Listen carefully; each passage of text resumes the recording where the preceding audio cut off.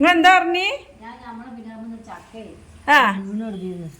എൻ്റെ കൂടെ കൊടുന്ന് വെച്ചാൽ അപ്പോൾ ഞാൻ കുറേ 2-3 ദിവസം ഉണ്ട് കൂട്ടാൻ വെക്കണം കൂട്ടാൻ വേണ്ടിയിട്ട് പൂതി.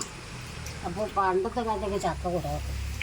അപ്പോൾ ഇപ്പോഴത്തെ ഒരു പൂതിയല്ല ചക്ക കൂട്ടാൻ വെക്കാൻ. നല്ല മൂത്തിലൊന്നും ഇല്ലല്ലോ, മൂത്തിട്ടില്ലേ? മൂപ്പ് അത് വീണതാണ് നെട്ടിയേറ്റ് ചക്കയുടെ കനം കൊണ്ട് വീണതാണ്. അപ്പോൾ നടാടെ ഉണ്ടായതാണെങ്കിലായിരുന്നു. ഇനിയുണ്ട് ചക്ക കുറേ ഉണ്ട്. പക്ഷെ അത് ഒഴിവാക്കാൻ തോന്നുന്നില്ല. കൂട്ടാൻ ഒരു ചോളാട്ടിക്കാണേ നല്ല രസമുള്ള ചക്കയാണ്. ചോളം നാളെ മൂപ്പൊന്നായിട്ടില്ല, തിന്നാൻ മാത്രം. അപ്പൊ ഞാന്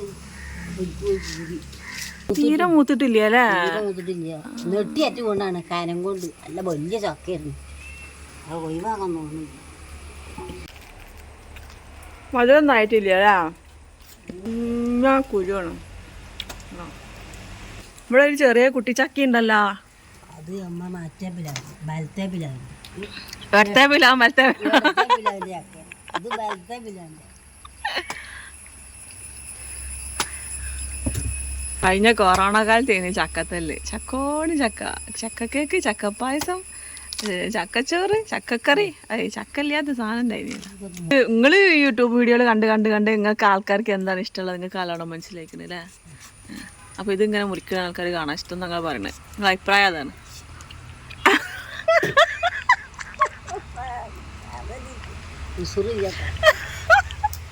അതെന്തിങ്ങനെ അങ്ങനെ ഒരു ടോക്ക് വൈ? നിങ്ങൾ കരിയ കത്തി കാണിച്ചാണീ തിരിക്കി തിരിക്കി തിരിക്കി. ഇപ്പം എൻ്റെ കൈമ ഞാൻ പറഞ്ഞു നാക്കണ്ടല്ല, എന്തെങ്കിലാട്ടണേ. ഇതെങ്ങനെ കളയും നിങ്ങള്? ഞാൻ ഗ്യാസിൻ്റെ അടുപ്പം വെച്ച് ചൂടാക്കിയിട്ട് പിന്നെ കടലാസം കൊണ്ട് തുറക്കും. അപ്പോൾ അല്ലെങ്കിൽ ആകാത്ത ഒഴിവാക്കിയ സീലുണ്ടെങ്കിൽ കൊണ്ട് തുറക്കും.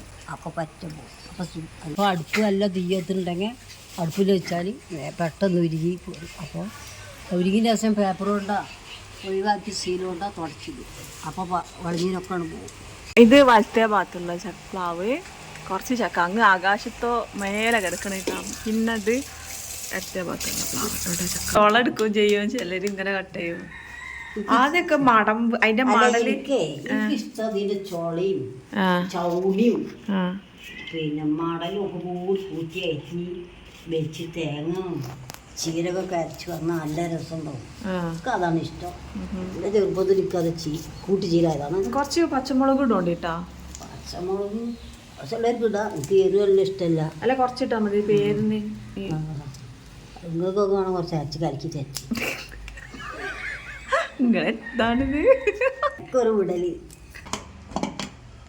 അയ്യവാ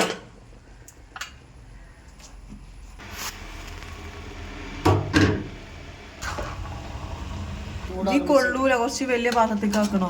കുറച്ചുള്ളൂ, ഇതിങ്ങനെ അമർന്നാല് ശരി. ഉപ്പുണ്ടോ നോക്കട്ടാ? ഇത് തൊട്ട